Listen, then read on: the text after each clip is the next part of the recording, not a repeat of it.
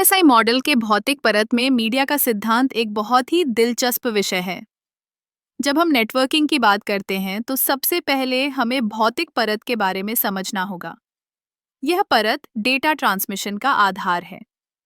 भौतिक परत में वो सभी तत्व शामिल होते हैं जो डेटा को एक स्थान से दूसरे स्थान तक पहुंचाने में मदद करते हैं। इसमें मुख्य रूप से केबल, फाइबर ऑप्टिक्स, रेडियो तरंगे और अन्य भौतिक माध्यम शामिल हैं। सोचिए, जब आप अपने कंप्यूटर से किसी अन्य कंप्यूटर को डेटा भेजते हैं, तो यह डेटा कैसे यात्रा करता है? यही भौतिक परत का काम है। उदाहरण के लिए, जब हम इथरनेट केबल का उपयोग करते हैं, तो यह एक प्रकार का मीडिया है जो डेटा को इलेक्ट्रिकल सिग्नल के रूप में ट्रांसमिट करता है। दूसरी ओर, फाइबर ऑप्टिक केबल्स डेटा को प्रकाश के रूप में ट्रांसमिट करते हैं।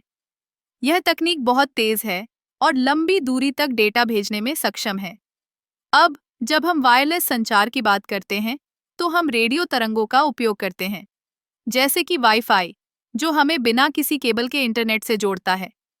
ये बहुत सुविधाजनक है, लेकिन इसके अपने कुछ नुकसान भी हैं, जैसे कि सिग्नल की ताकत और इंटरफेरेंस।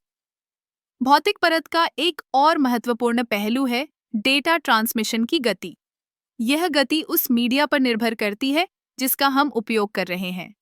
फाइबर ऑप्टिक्स की गति इथरनेट से कहीं अधिक होती है, इसलिए जब हम उच्च गति की आवश्यकता होती है तो फाइबर ऑप्टिक का चयन करना सबसे अच्छा होता है।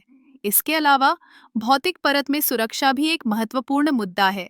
जब डेटा इलेक्ट्रिकल सिग्नल के रूप में यात्रा करता है तो इसे आसानी से इंटरसेप्ट किया जा सकता है। इसलिए सुरक्षा उपायों का होना आवश्यक है। इस तरह भौतिक परत न केवल डेटा ट्रांसमिशन का आधार है, बल्कि यह नेटवर्किंग की दुनिया में एक महत्वपूर्ण भूमिका निभाती है। यह हमें समझने में मदद करती है कि कैसे विभिन्न प्रकार के मीडिया का चयन हमारे नेटवर्क के प्रदर्शन को प्रभावित कर सकता है। तो अगली बार जब आप इंटरनेट का उपयोग करें, तो याद रखें कि आपके डेटा की यात्रा कैसे होती है और भौतिक परत का इसमें कितना बड़ा योगदान है। यह एक अद्भुत तकनीकी दुनिया है और हम सभी इसका हिस्सा हैं।